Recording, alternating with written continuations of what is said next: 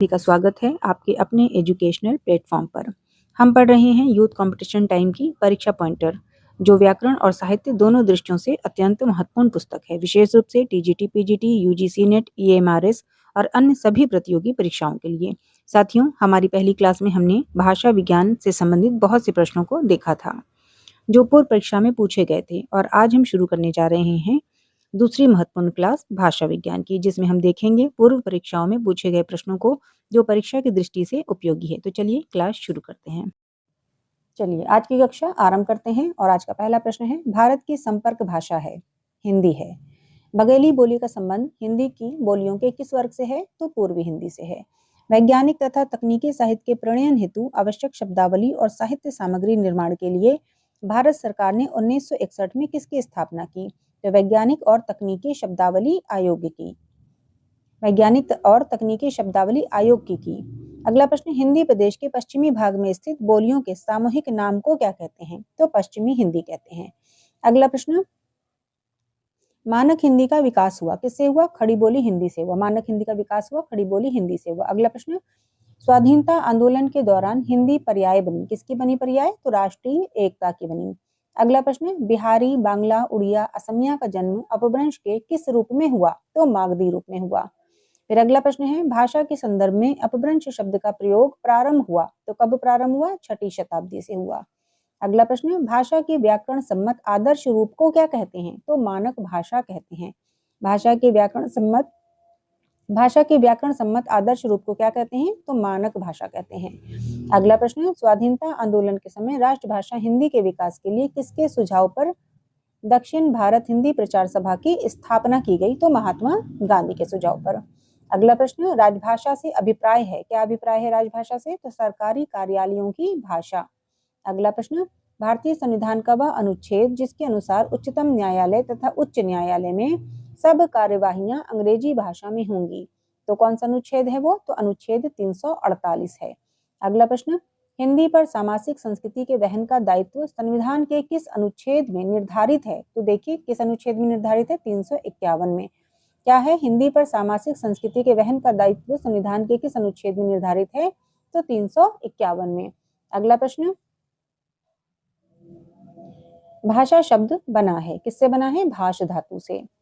इन अंकों को कहा जाता है, देखिए अब यहाँ पे क्रम लिखा है पूरा 1 2 3 4 5 6 7 8 9 और फिर यहाँ पे शून्य, तो इसको क्या कहा जाता है? अंतरराष्ट्रीय अंक कहा जाता है। अगला प्रश्न, भाषा वह साधन है जिसके द्वारा मनुष्य अपने विचार दूसरों पर भली भांति प्रकट कर सकता है, तो ये कथन किसका है? कामता प्रसाद गुरु का।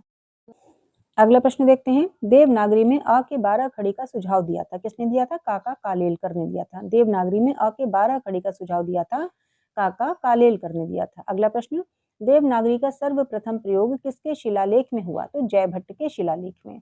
मैथिली का प्रयोग क्षेत्र है, तो क्या है मैथिली का प्रयोग क्षेत्र? दरभंगा, मुजफ्फरपुर और पूर्णिया, ये मैथिली का प्रयोग क्षेत्र है। अगला प्रश्न, जो भाषा दो या दो से अधिक भाषा भाषियों के बीच संपर्क का काम करती है वह होती है तो संपर्क भाषा होती है। जो भाषा दो या दो से अधिक भाषा भाषियों के बीच संपर्क का काम करती है तो वो संपर्क भाषा होती है। अगला प्रश्न, मानक हिंदी का आदर्श एवं मानक क्षेत्र है, क्या है? मेरठ है। मानक हिंदी का आदर्श एवं मानक क्षेत्र है तो मेरठ है। अगला प्रश्न, सिन्हल के लोग किस भाषा को मागधी कहते हैं? तो देखिए पाली को कहते हैं। सिन्हल के लोग किस भाषा को मागधी कहते हैं? पाली को कहते हैं। अगला प्रश्न, बिहार की तीनों बोलियों का एक वर्ग बनाकर बिहारी नाम दिया, तो किसने दिया था? बिहार की तीनों बोलियों का एक वर्ग बनाकर बिहारी नाम किसने दिया था? तो ग्रियर्सन ने दिया था। अगला प्रश्न, आर्य परिवार की भाषाओं का वर्गीकरण ध्वनियों के आधार पर करने की चेष्टा सबसे पहले किस विद्वान ने सुझाई थी? तो अस्कोली ने सुझाई थी। आर्य परिवार की भाषाओं का वर्गीकरण ध्वनियों के आधार पर करने की चेष्टा सबसे पहले अस्कोली ने सुझाई थी। फिर अगला प्रश्न है, भाट भाषा कहते हैं, भाट भाषा कहते हैं तो किसे कहते हैं? भाट भाषा डिंगल को कहते हैं। भाट भाषा किसे कहते हैं? तो डिंगल को कहते हैं। अगला प्रश्न देखते हैं, संविधान का वह अनुच्छेद जो कहता है कि राज्य और केंद्र के बीच तथा दो राज्यों के बीच पत्राती संघ की राजभाषा में जाएगा। संविधान का वह अनुच्छेद जो कहता है कि राज्य और केंद्र के बीच तथा दो राज्यों के बीच पत्रादी संघ की राजभाषा में जाएगा, तो वो कौन सा अनुच्छेद है? 346 है, 346। कौन सा अनुच्छेद है? 346 मतलब 346। अगला प्रश्न, साहित्य में प्रयुक्त भाषा के आधार पर नामवर सेन ने अपभ्रंश के कितने भेद किए हैं? तो 2 भेद किए हैं। देखिए साहित्य में प्रयुक्त भाषा के आधार पर नामवर सिंह ने अपभ्रंश के कितने भेद किए हैं? तो 2 भेद किए हैं। अगला प्रश्न, वह बोली जिसको मसूद हसन खां मानक हिंदी खड़ी बोली का आधार मानते हैं। देखिए ये भी प्रश्न कैसे पूछा गया, अब यहाँ पे देखिए कहाँ पूछा गया है, तो हरियाणा असिस्टेंट प्रोफेसर भर्ती परीक्षा 2017 में पूछा गया है। ठीक है, क्या प्रश्न पूछा गया है कि वह बोली जिसको मसूद हसन खां मानक हिंदी खड़ी बोली का आधार मानते हैं, तो वो कौन सी बोली है? हरियाणवी है। अगला प्रश्न, केंद्रीय हिंदी निदेशालय की ओर से देवनागरी लिपि तथा हिंदी वर्तनी का मानकीकरण का प्रकाशन हुआ, तो कब हुआ? 1983 में। केंद्रीय हिंदी निदेशालय की ओर से देवनागरी लिपि तथा हिंदी वर्तनी का मानकीकरण का प्रकाशन हुआ तो 1983 ईस्वी से। अगला प्रश्न देखिए, भारतीय संविधान ने अंकों के किस रूप को स्वीकार किया है? भारतीय संविधान ने अंकों के किस रूप को स्वीकार किया है? तो भारतीय अंकों के अंतरराष्ट्रीय रूप को स्वीकार किया है। ध्यान रखेंगे, भारतीय अंकों के अंतरराष्ट्रीय रूप को स्वीकार किया है। अगला प्रश्न, विभाषा से आशय है, तो क्या आशय है विभाषा से? एक प्रांत की बोली। विभाषा से आशय है एक प्रांत की बोली। अगला प्रश्न, बिहार प्रदेश की बोली है, तो क्या है बिहार प्रदेश की बोली? तो मगही है। बिहार प्रदेश की बोली मगही है। अगला प्रश्न, सिंधी भाषा के विकास अपभ्रंश की किस बोली से माना गया है? तो ब्राह्मण से। सिंधी भाषा का विकास अपभ्रंश की किस बोली से माना गया है? तो ब्राह्मण से। मुंडा भाषा परिवार का क्षेत्र है, तो क्या है? नागपुर है। मुंडा भाषा परिवार का क्षेत्र है नागपुर। ब्रज भाषा बोली का क्षेत्र है तो आगरा। मुंडा भाषा परिवार का क्षेत्र है नागपुर और ब्रज भाषा बोली का क्षेत्र है तो आगरा है। फिर अगला प्रश्न, पूर्वी हिंदी के अंतर्गत अवधि के अतिरिक्त समाहित की जाती है, तो क्या समाहित की जाती है? बघेली बोली। पूर्वी हिंदी के अंतर्गत अवधि के अतिरिक्त और कौन सी बोली समाहित की जाती है? तो बघेली बोली समाहित की जाती है। अगला प्रश्न है, संज्ञान का अर्थ है। क्या है संज्ञान का अर्थ? भाषा और संप्रेषण के माध्यम से स्वयं और दुनिया को समझना, इसे कहते हैं संज्ञान। तो संज्ञान का अर्थ क्या है? भाषा और संप्रेषण के माध्यम से स्वयं और दुनिया को समझना। अगला प्रश्न देखते हैं, वियोगात्मक भाषा है, तो देखिए अपभ्रंश जो है ये कैसी भाषा है? तो ये वियोगात्मक भाषा है। अपभ्रंश कैसी भाषा है? तो वियोगात्मक भाषा है। अगला प्रश्न, हिंदी को आर्य भाषा कहकर प्रयोग और प्रचार का विषय बनाने वाले थे, तो कौन थे? महर्षि दयानंद सरस्वती। हिंदी को आर्य भाषा कहकर प्रयोग और प्रचार का विषय बनाने वाले थे तो महर्षि दयानंद सरस्वती। देवनागरी लिपि का विकास किस प्राचीन लिपि से हुआ? तो कुटिल लिपि से हुआ। देवनागरी लिपि का विकास किस प्राचीन लिपि से हुआ? तो कुटिल लिपि से हुआ। अगला प्रश्न, डॉक्टर ग्रियर्सन ने अंतर्वेदी का नाम दिया। किसे अंतर्वेदी का नाम दिया? तो ब्रज भाषा को। डॉक्टर ग्रियर्सन ने किसे अंतर्वेदी का नाम दिया? तो ब्रज भाषा को। हिंदी और उर्दू के बीच की सरल भाषा कहलाती है, तो क्या कहलाती है? हिंदुस्तानी। हिंदी और उर्दू के बीच की सरल भाषा कहलाती है तो हिंदुस्तानी कहलाती है। अगला प्रश्न, हिंदी भाषा के विकास क्रम में पहली ईस्वी से 500 ईस्वी तक की भाषा को क्या कहा जाता है? तो प्राकृत कहा जाता है। हिंदी भाषा के विकास क्रम में पहली ईस्वी से 500 ईस्वी तक की भाषा को प्राकृत कहा जाता है। अगला प्रश्न, आधुनिक भारतीय भाषाओं का विकास हुआ किससे हुआ? अपभ्रंश से। आधुनिक भारतीय भाषाओं का विकास हुआ अपभ्रंश से हुआ। अगला प्रश्न, राजभाषा आयोग गठित करने के प्रावधान संविधान के किस अनुच्छेद में है? तो देखिए क्या है प्रश्न, संविधान आयोग गठित करने के प्रावधान संविधान के किस अनुच्छेद में है? तो अनुच्छेद 344 में है, 344 में। तो देखिए ये बहुत इंपॉर्टेंट प्रश्न है, इसे ध्यान रखेंगे। अगला प्रश्न देखते हैं, संविधान का वह अनुच्छेद जिसमें वर्णित है कि संघ का यह कर्तव्य होगा कि वह हिंदी भाषा का प्रसार करे। संघ का यह कर्तव्य होगा कि वह हिंदी भाषा का प्रसार करे, तो वो कौन सा अनुच्छेद है? अनुच्छेद 351 है। तो देखिए ये भी बहुत इंपॉर्टेंट है, इसे भी ध्यान रखेंगे कि संविधान का वह अनुच्छेद जिसमें वर्णित है कि संघ का यह कर्तव्य होगा कि वह हिंदी भाषा का प्रसार करे, तो वो है अनुच्छेद 351। अगला प्रश्न, खड़ी बोली के जन्म का समय माना जाता है। खड़ी बोली के जन्म का समय माना जाता है, तो क्या माना जाता है? 1000 ईस्वी के आसपास। अगला प्रश्न, बौद्ध धर्म की भाषा है, तो क्या है बौद्ध धर्म की भाषा? पाली है। बौद्ध धर्म की भाषा क्या है? पाली है। अगला प्रश्न, हिंदी के अंतर्गत मुख्यतः बोलियां हैं, तो कितनी बोलियां हैं? 17। हिंदी के अंतर्गत मुख्यतः बोलियां हैं, कितनी बोलियां हैं? तो 17 बोलियां हैं। अगला प्रश्न देखते हैं, विकास की दृष्टि से प्राकृत की पूर्वकालीन अवस्था का नाम है, तो क्या है? पाली है। विकास की दृष्टि से प्राकृत की पूर्वकालीन अवस्था का नाम पाली है। अपभ्रंश भाषा का काल है, तो देखिए क्या है? 500 ईस्वी से 1000 ईस्वी तक। अपभ्रंश भाषा का काल है 500 ईस्वी से 1000 ईस्वी तक। अगला प्रश्न, जिस भाषा में अरबी, फारसी, तुर्की शब्दों का अधिक प्रयोग होता है, तो वह भाषा क्या होती है? वो हिंदुस्तानी भाषा होती है। हिंदुस्तानी भाषा में क्या है? अरबी, फारसी, तुर्की इन सभी शब्दों का अधिक प्रयोग होता है। किसमें? हिंदुस्तानी भाषा में। अगला प्रश्न, झांसी, जालौन, हमीरपुर में प्रचलित है, तो क्या प्रचलित है? बुंदेली बोली। झांसी, जालौन, हमीरपुर में प्रचलित है तो बुंदेली बोली।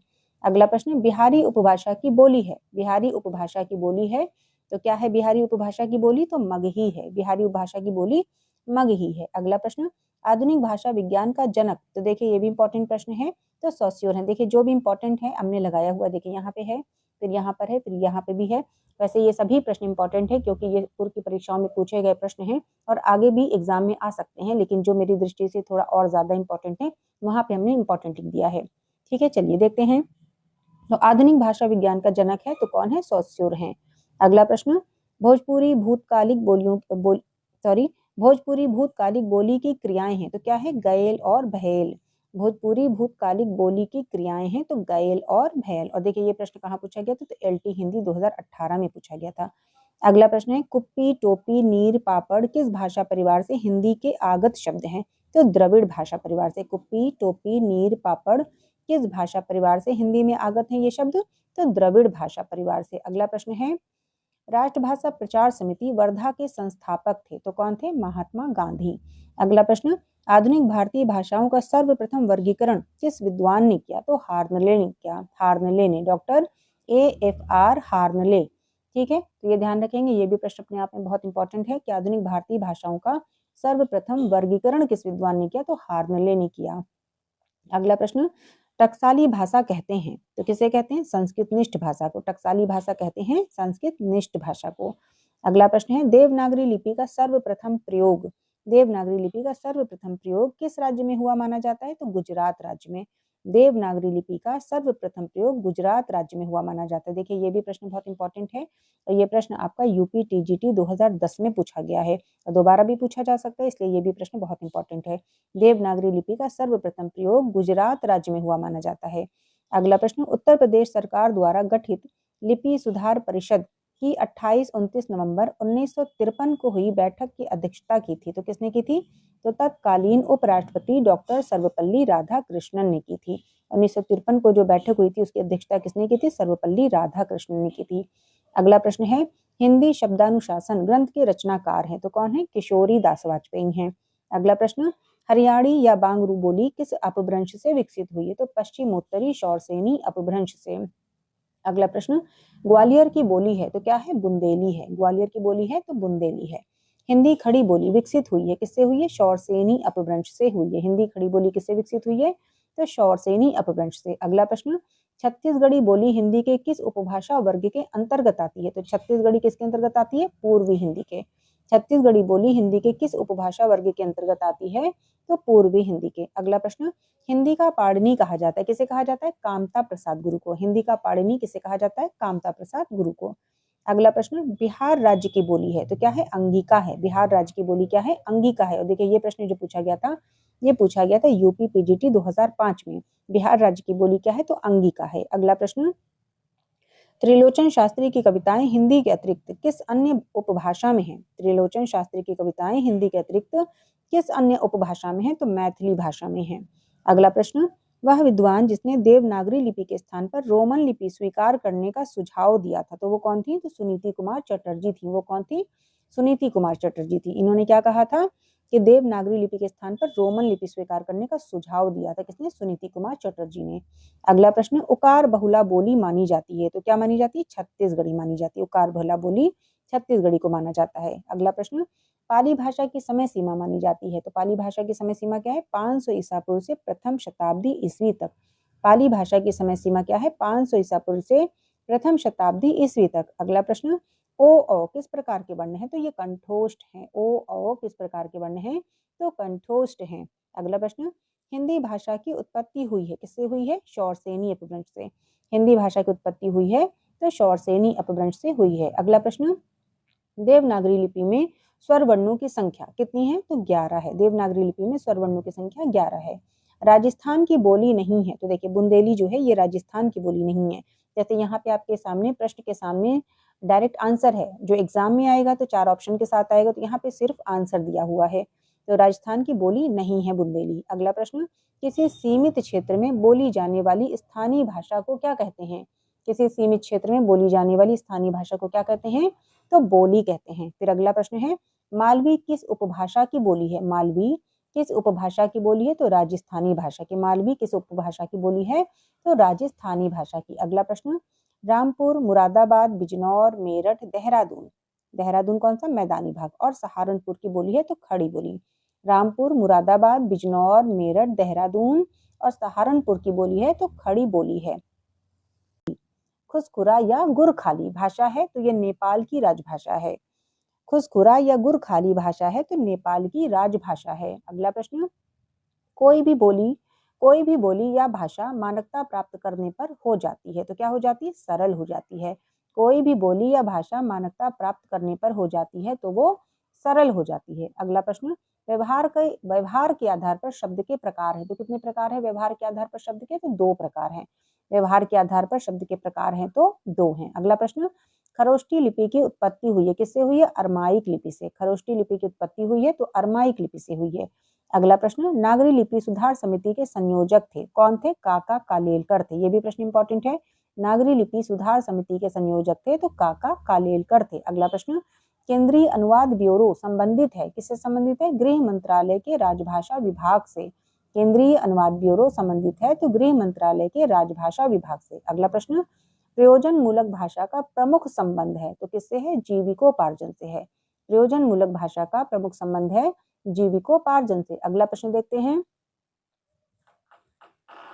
अगला प्रश्न, इतिहास के प्रति भारतीय दृष्टिकोण प्रायः है कैसा है? अध्यात्म परक है। इतिहास के प्रति भारतीय दृष्टिकोण प्रायः है कैसा है? अध्यात्म परक है।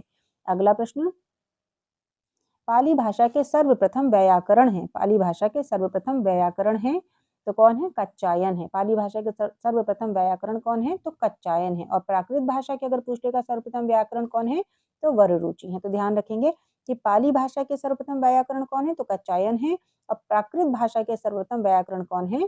तो वररुचि है। तो दोनों ध्यान रखेंगे। अगला प्रश्न है, अपभ्रंश भाषाओं का विकास हुआ किससे हुआ? प्राकृत भाषाओं से हुआ। अपभ्रंश भाषाओं का विकास हुआ तो प्राकृत भाषाओं से हुआ।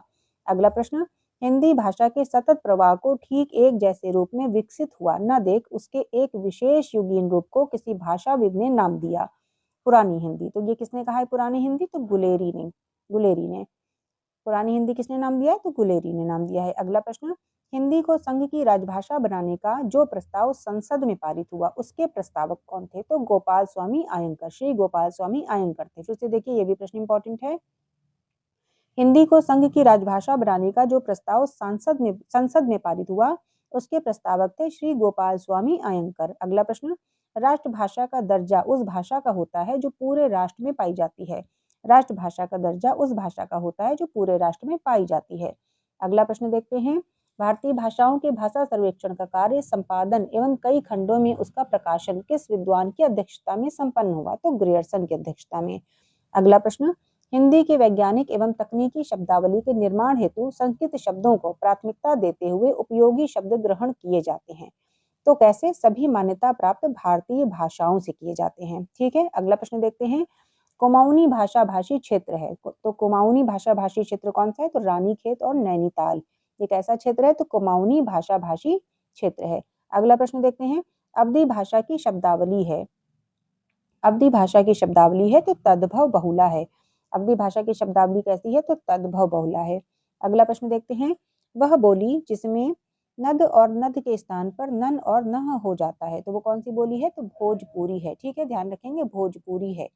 अगला प्रश्न देखते हैं और आज का अंतिम प्रश्न देखते हैं। भाषा विज्ञान से संबंधित हम लोग की 2 कक्षाएं हो चुकी हैं जिसमें एक कक्षा पहले हो चुकी थी और आज ये दूसरी कक्षा है और ये हम लोग यूथ कंपटीशन टाइम की परीक्षा पॉइंटर पुस्तक से पूर्व परीक्षाओं में पूछे गए प्रश्नों को देख रहे हैं जो कि बहुत इंपॉर्टेंट है, जो कि आगे भी किसी भी एग्जाम में आ सकते हैं। तो आप सभी ध्यान से क्लास को कीजिएगा और जो भी इंपॉर्टेंट पॉइंट्स होंगे उन्हें आप एक कॉपी में नोट कर लीजिएगा।